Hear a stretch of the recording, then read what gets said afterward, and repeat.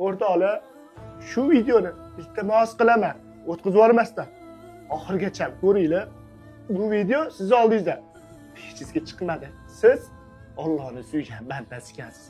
Hozir mana shu ukamizga siz bilan bizani yordamimiz juda ham kerak. Bilasiz-ku, o'zi unaqa narsalar men uncha-munchaga qo'ymayman.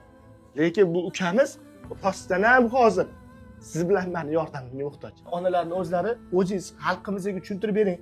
O'g'lingizga nima bo'lgan? O'g'lim tug'ma skolyoz bilan tug'ilgan. 2 marta operatsiya qildirdik. Hozir 3-chisiga qiynalmoqmiz. Orqasiga temir qo'yilgan. Temir hozir buni orqasidan terisini teshib chiqaryapti. Mana hamma tashxis natijalari ham bor ekan. Hech qaysi onaga farzandini bunaqa ko'rish oson emas ekan.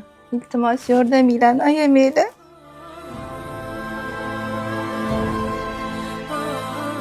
Yig'lama, sizlarga yetayotgan temirim mana shu qaraylik. Bo'rtib chiqib turibdi. O'sha terisini yorib yuboraman deyapti. Ichki tomoni yuragiga botayotgan ekan. Siz bilan biz yotganimizda tegimizda nimadir qolib ketsa, qanaqa azob chekamiz? Bu ukamizani hozir qanaqa azob chekayotganini tasavvur ham qila olmaysiz.